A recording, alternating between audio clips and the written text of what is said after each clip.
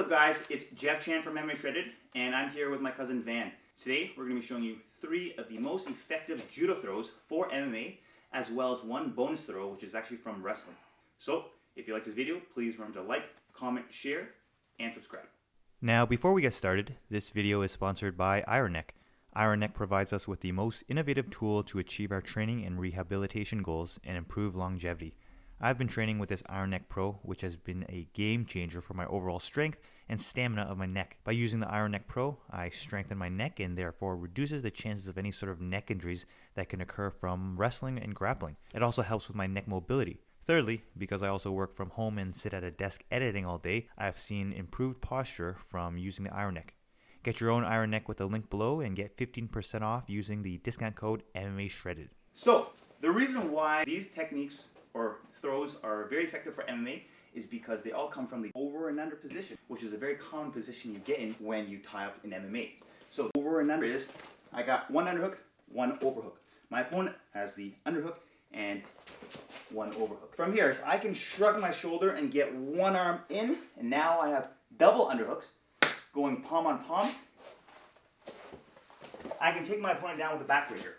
From here, if my opponent shoots for the double underhook, the first judo throw is going to be a bait. If you look from behind, my opponent has not quite connected the hands together. I'm going to bait and let him think that he can finish the takedown. So as he goes, I'm going to turn, pull on the arm or elbow, and tug on the head. From here, I want to pivot my foot and kick the leg.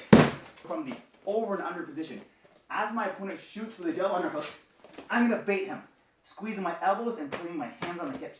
From here, he thinks that if he drives forward, he can get the double underhook. So as he goes, I'm going to turn, tug on the arm, wrap the head, lift my leg up, and kick.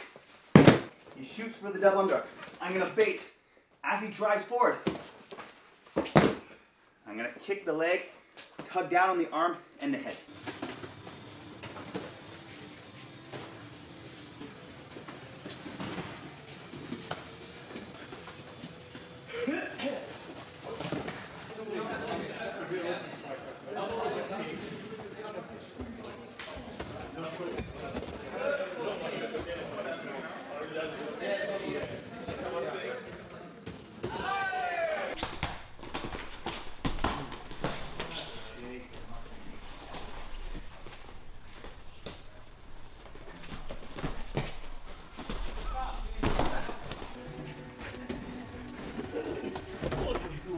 So the next throw is also from the over and under position. What I want to do is, I always want to fight for the double under, but if my opponent is staying nice and tight to me, I'm just unable to get in, so I'm just going to give up on that.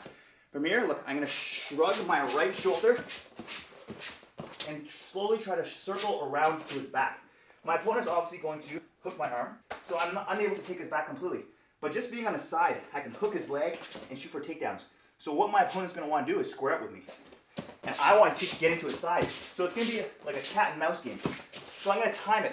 As soon as I'm on his side, he's going to try to square it with me. When he squares out with me, I'm going to step my leg parallel with him, shoot my butt underneath him. So I'm going to shrug my shoulder, and I'm going to try to hug his hip. See how I'm on his side. If he just stays here, I'm going to get more to his side, suplex him. So he's going to want to square up with me. As he squares up with me, I'm going to time it. Look, he squares up with me. I'm going to step my leg parallel with his leg and get underneath him. Shrug, shrug, shrug. Once I have the side here, as he squares up with me, watch, I'm going to step my leg parallel to his. I'm going to squat and shoot my butt under and up.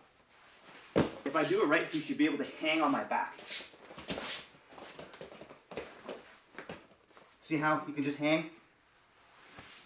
I did it for a little bit, like things were going really not great, you know, and I had to build it back up again. Yeah. So Yeah. For sure. oh, that's a Gracie Baja curriculum. This.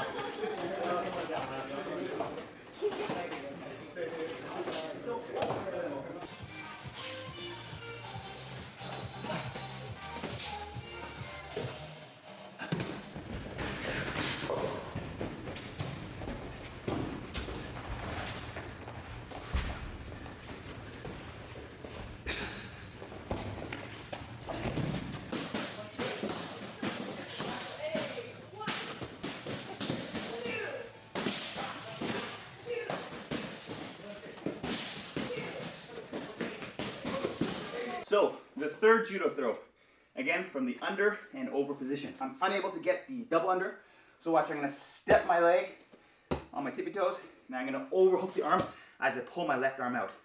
Remember, I'm gonna step and chop the mid thigh as I apply shoulder pressure. From here, my opponent's not gonna just fall in one go. I'm gonna have to hop until he falls over. From here, I'm gonna step, pull my left arm out as I apply shoulder pressure. From here, I'm gonna step, and kick my leg up into the air until my opponent falls. I wanna try to keep my standing leg as straight as possible, bring my head as close to the floor as possible. Overhook. I'm gonna step and chop that mid thigh. I wanna straighten my left leg as much as I can and bring my head to the floor. As I kick my leg up.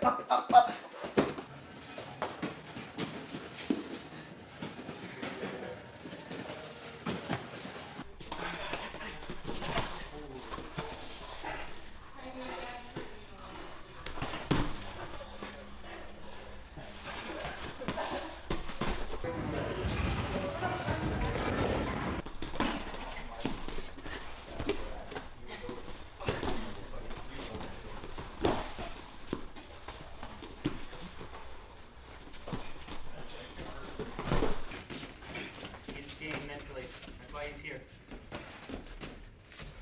Yeah. Cool.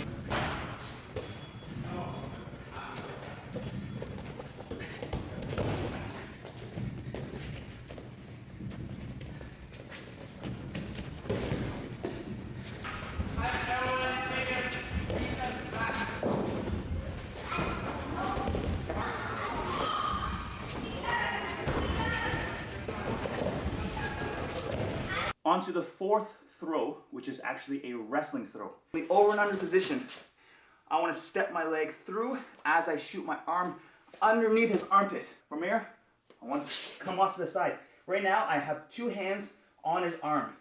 And I'm going to drop to my right knee and spin. The goal is to lock his arm, and if my opponent just stays there, he might dislocate his arm or hurt his arm. So it actually forces him to jump over. I'm gonna step my right leg through as I shoot my arm through. Then I'm gonna spin. Now I'm behind him and beside him. Two hands on one arm. I'm gonna drop to my right knee and spin. Spin. Now, it's very important that we do this quick and correct. If I go too slow, my opponent could just take my back, rear naked choke. I'm gonna step my rear leg over and spin. Two hands on the arm. I'm gonna drop to my knee and force my opponent to jump over.